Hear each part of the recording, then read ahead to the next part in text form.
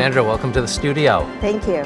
So when most people talk about designing an early childhood education program, they mean the curriculum, the funding, the program. It seems that when you talk about designing, you literally mean designing, not just the building plan and equipment, but the physical structure, the layout, and more.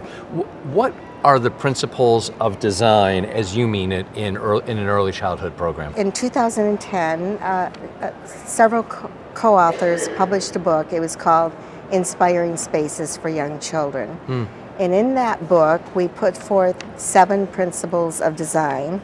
They are: nature inspires beauty, color generates interest, furnishings define space, texture adds depth, displays enhance environment, and elements heighten ambience. And in that book, what we urged teachers to do was to take a strong look, not only of the functionality like you just talked about, but to look at the aesthetic value of the classroom.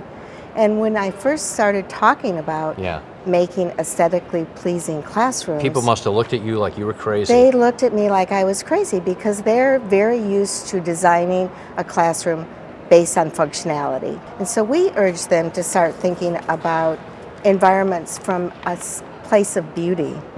And this was very unusual, and people really did not get it for a while. But after we started talking about it and we started talking about the research, how beauty increases children's wonder, we have that research from Dr. Ruth Wilson, who is an advocate of beauty, that children need beauty. If you have something beautiful like a pine cone, the child picks up that pine cone and wonders about it. And wonder is the essence of learning. There is really no learning that takes place unless there's wonder attached to it. Which seems to be table stakes. Of course it needs to be functional. Of course one needs furniture where a child can sit comfortably, a desk where you could, if you're having desks. But the ways in which the science of learning and development and what the research has shown there has affected and changed the way we think about how children learn and how we should teach. We should be thinking about the environment in which children learn much differently as well. Is that right? The environment absolutely impacts how children move about the environment, how children navigate the environment, how they interact with the environment, what they do in that environment, and the emotional social connection to the environment. At the cornerstone of those 7 principles of design is nature inspires beauty. And we're really big on the idea of not only including live plants, fish, live things, but also including natural elements such as a wicker basket or a wooden bowl. Things that are natural. Children need authentic things to play with, real things. Not the plastic teapot, not the plastic shovel, but real, honest-to-goodness tools and honest-to-goodness objects that come from real life. And it's so important. We have the research that says when children play with authentic items, that their language is richer, that their sentences are longer, that the number of syllables that they use in the sentence and the words are longer and more intense. So we have research that says if you increase authenticity, if you increase children's exposure to nature, all of that. For example, when you look at that pine cone again, a child wonders about it, so he observes it longer.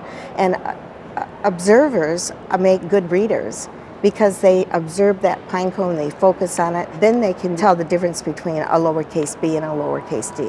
You're actually taking these principles and your knowledge and your experience and translating it into a furniture design. How does that work?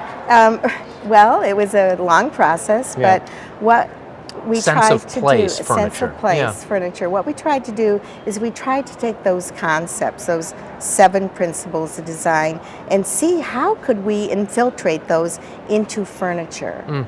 Because we know that furniture design and furniture lines, and we have some research that says humans are more akin to round curves our brain is actually more akin to round curves rather than rectangular, angular types of environments. And so we tried to infuse those natural elements, and we have 4 pillars of design. They're nature aligned, which you know why. Yes. Heart centered. Yep. That means that we are looking at classroom design from an empathic viewpoint, which means we're looking at that furniture from the end user.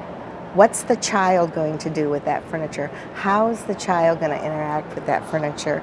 Then we have sensory base, which you can understand why, Yep. and authentically inspired. Sounds fascinating. It's very interesting to hear about and see principles translated into reality and into usable action.